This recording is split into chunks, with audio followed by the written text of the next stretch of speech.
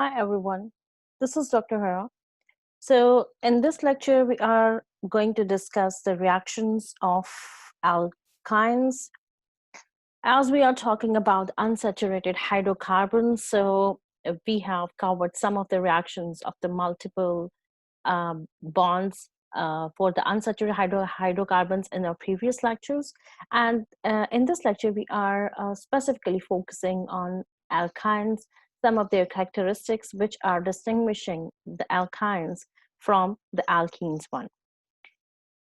So if you just compare the alkanes and alkynes, a significant or a distinct feature about the alkynes, which are the carbon triple bond carbon, is this, that they are the triply bonded carbon atom of a terminal alkyne is sufficiently acidic that it can be removed by a strong base, such as sodium amide, to give an acetylide anion. And that acetylide anion is very much uh, responsible for conducting a number of nucleophilic substitution reactions, because this came out as a very strong nucleophile. So do remember one thing, that because alkenes and alkynes, they both have the pi electrons, they have the unsaturations, they have the um, because of that pi electron, they undergo the electrophilic addition reaction. So there is no difference between the alkenes and alkynes. The only difference is this, that when you are conducting that addition reaction with the alkynes, so there will be, the first step will be the formation of an alkene product, because from the alkyne, the triply bonded, it will come to us a molecule or a compound or a product with the double bonded. And then if we keep on going with that reaction, repeating or adding more of that reaction reagents, so that will ultimately go to the alkenes, because there is still a room for the addition because of the presence of that double bond. So that is a thing you have to keep in mind. So they more or less, they are giving the reactions, all kind of addition reactions which are happening with the alkenes, so they are happening with the alkynes as well. Now the distinct thing about the alkynes is that when we are talk about the terminal alkynes, let's explain firstly, let's discuss what the terminal alkynes mean. So terminal alkyne means that if the triple bond is between the carbon 1 and carbon 2, so this is making an end of a product, right? Or this is just a phase where there is a triple bond and that can react with another reagent. So the most of the best example for the terminal alkyne is the acetylene, right? So but there are the alkynes which have the longer chains. They could be the 4 or 5 carbon chain, but they are the terminal alkynes when the triple bond is between the carbon 1 and carbon 2. So I will show you some of the example in the next slide too. So terminal alkyne is a term when we use when there is a triple bond which is present at the one extreme or at the one end of that molecule. So these terminal alkynes, because there is the carbon which is very tightly bonded with the other carbon through the 1 sigma and the 2 pi bonds. So this is attached with 1 hydrogen. Now this is making it highly acidic. Why?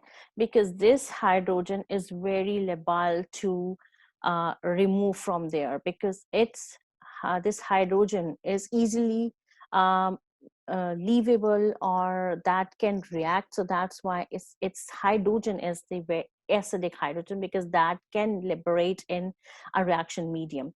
So we can capture that hydrogen by the presence of any strong base, so that can attack, because this is an acidic hydrogen, right?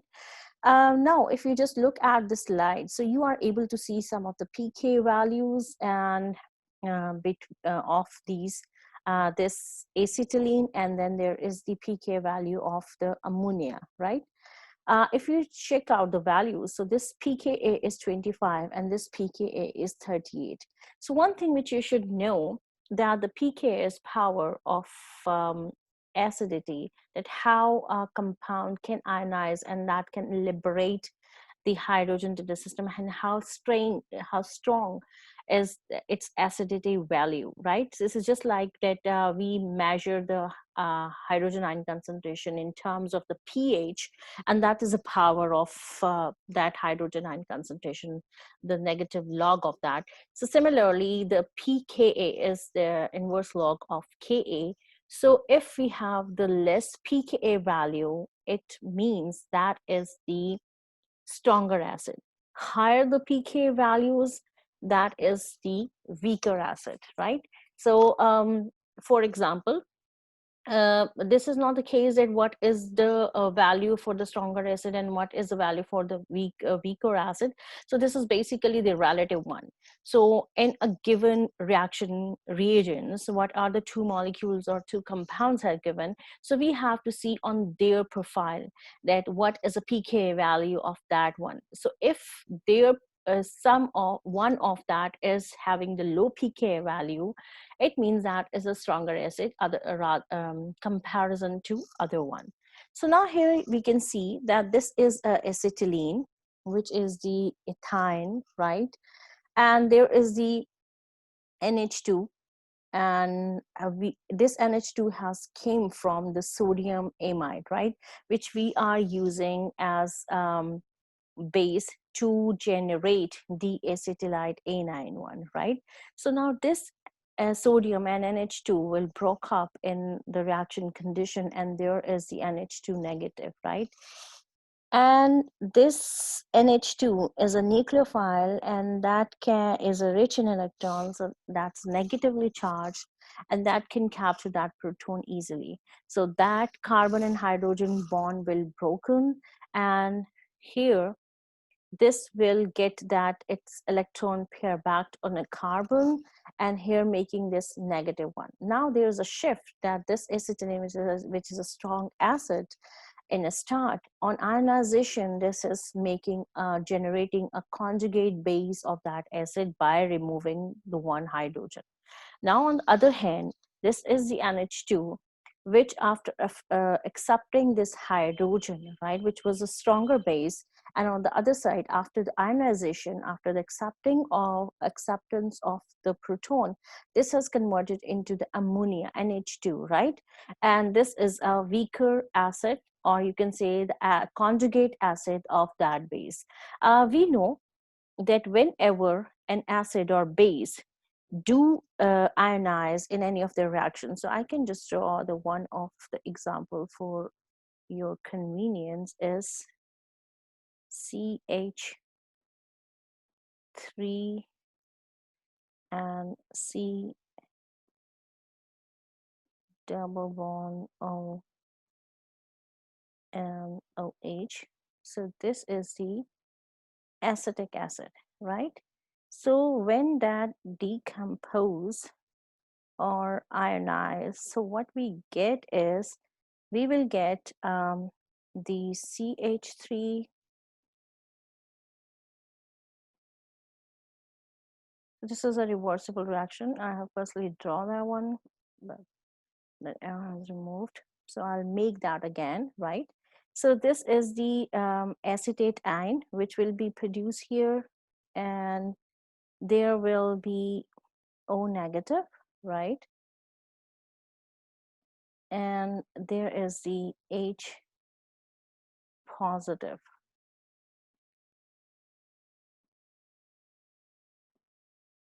So that is basically the ionization form of this. So when acetic acid is dissolved in any of the acidic water medium, right? So in water medium that decompose into the acetate ion and the H positive. This H positive is basically the liberated hydrogen from that acetic acid, and that is the conjugate. That is basically the conjugate acid of from that base, right? And this is the conjugate base of that acid, because H proton has moved and liberated in the solution, and now this is the negatively charged, and the Lewis definition of the base is, which is the rich in electron, and it is able to donate the electron pair, right? So in the similar way, if you just look at that equation, so that acetylene is ionized and this is liberating the hydrogen, and now from the sodium amide we are converting this, that the sodium as being the highly electropositive, so that will attach with this C negative, right? And this will be the sodium acetylide, and there is the ammonia NH2 after accepting this hydrogen. So the other strong bases which we can use to in the placement of the sodium amide for converting or generating this acetylide anion. So these are the sodium hydride and the LDA, which is the lithium diisopropylamide.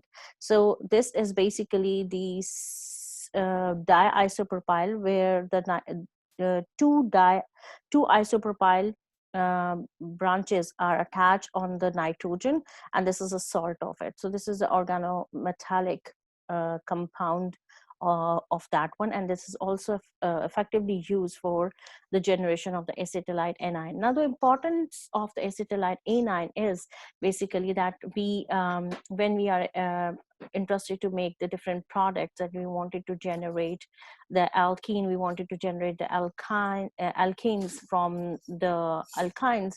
So they are the reagents which we use to convert these one, and this acetylide anion is very much important in many of our industrial and the lab synthesis and many of our reactions, and that is significant, you can say, the reagent for conversion of the one functionality into another one.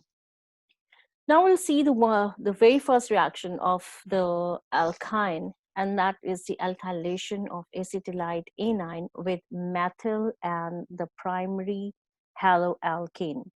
So alkylation is basically the kind of reaction in which a carbon-carbon bond to an alkyl group is formed. So basically we are adding an alkyl unit to the species. So that is why this is called the alkylation, right?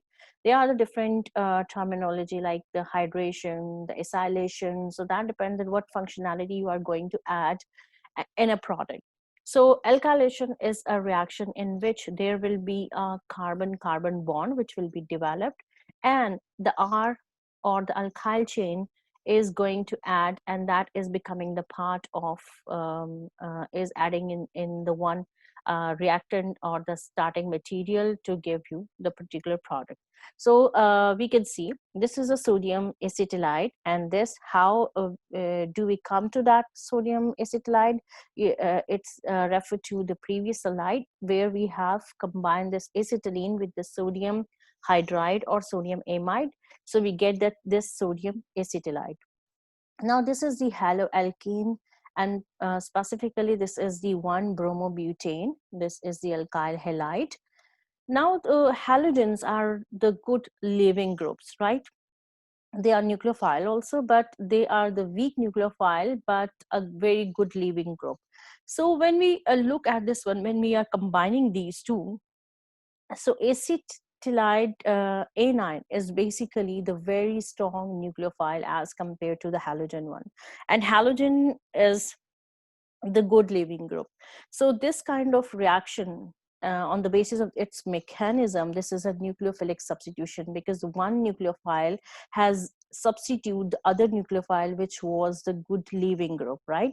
But overall, on the basis of the product, this reaction is termed as the alkylation, because there is the alkylation of that alkyl halide, or you can say there is the alkylation of that acetylide anion, right? So here, when the carbon and the bromine bond will weaken, and that is breaking, so this electron pair is coming back to the bromine, making it negatively charged, right? And this carbon is becoming the electron deficient. So I can just write here just a temporary, because this is still in bonded form, so I can not write, but just for your illustration, this carbon is becoming the electrophile, right? So this will be electrophile, because now this is getting deficient in electrons, so that is looking for the electrons, and this is looking for the nucleophiles, right? Electrophile means which is the electron loving. So here, that nucleophilic carbon, which is from the acetylide, that will attack on the electrophilic carbon of this alkyl halide. So there is the next bond which has developed between this carbon and this carbon, right? So this is the bond which has established here, new bond, right? So basically what has added it to that acetylide is this alkyl unit. So the bromine or the halogen has removed, but the alkyl group has added, so that's why this is called alkylation. Now, the other byproduct is basically the sodium being the highly electropositive, that has the very good affinity for the bromine, which is the halogen, the most electronegative group of belong to the most electronegative group of the periodic table, so they are highly electronegatives. So there is the sodium bromide which will be in the system, and that can easily, this is is soluble in the water medium, and you can separate your product there, right?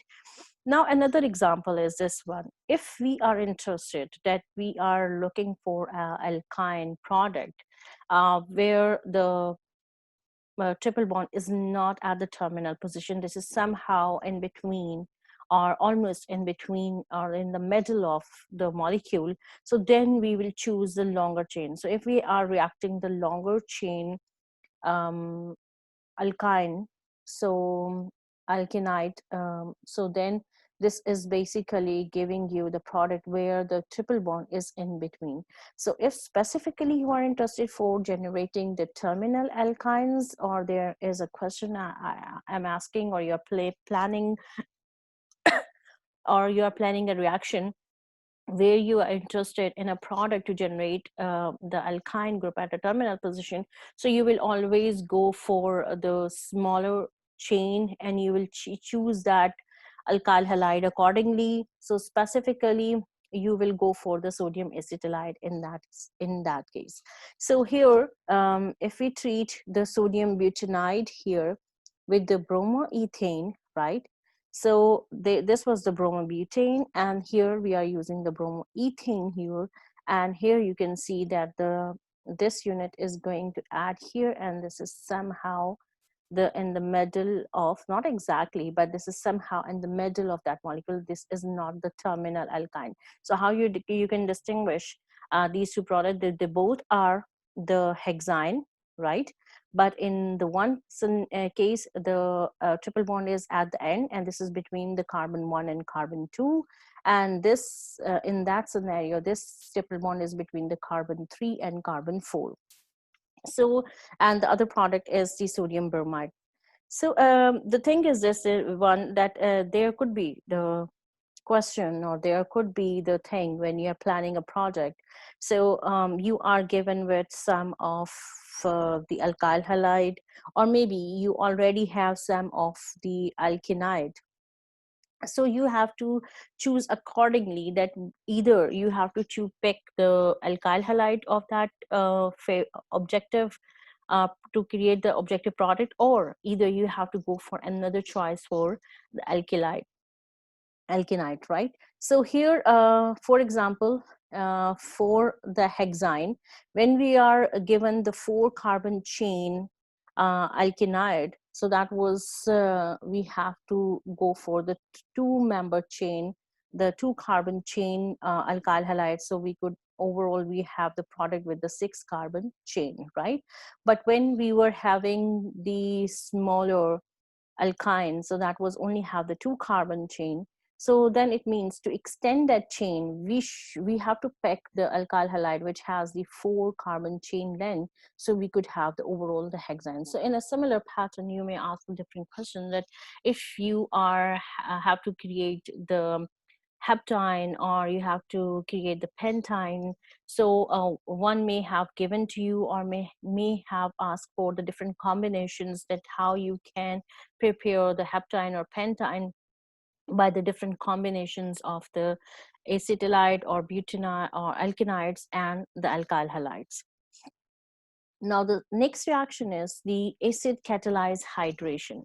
So, in the presence of concentrated sulfuric acid and mercuric salt as a catalyst, alkynes undergo the addition of water in a reaction, which is just like the oxymercuration of alkenes. So, for that mechanism, I will suggest you to go to that lecture, which is the oxymercuration of alkene, and we have discussed that mechanism in a detail, so there is no need to repeat that again. So in a similar fashion, the alkynes can be treated with the acidic condition for the mercuric salt to give the product as carbonyl containing compound, which is the ketone one, and that will generate the ketone here, right? So there is the intermediate which is developed. So these are both in the contributing structure, so they are in a resonance to each other. So this is the enol, whereas alkene and one hydroxyl, this is alcoholic side, so this is called the enol, right? So that is an enol, and the most stable form is this one, so that's why this has written in the bold form. This is the most stable form, but that do exist in its enol isomer too, right? So they are present in the system, so we need to separate these one, but otherwise the product is that you can convert the alkynes by treating with the water and the acidic medium and the mercuric salt as a catalyst. So you can generate the um, carbon containing compounds, the ketones one, right? So how you can generate the ketones from the alkynes. So you should know that if you are treating these with the mercuric salts in the presence of the acid and a water, so you can go for that one. Now for the terminal alkynes, the addition of water follows the Markovnikov rule. Hydrogen adds to the carbon atom of the triple bond bearing the hydrogen. So if you just look at this one, this is the propyne. So this is the carbon which is having the hydrogen, but this carbon doesn't have the hydrogen, but it is attached with the one methyl group.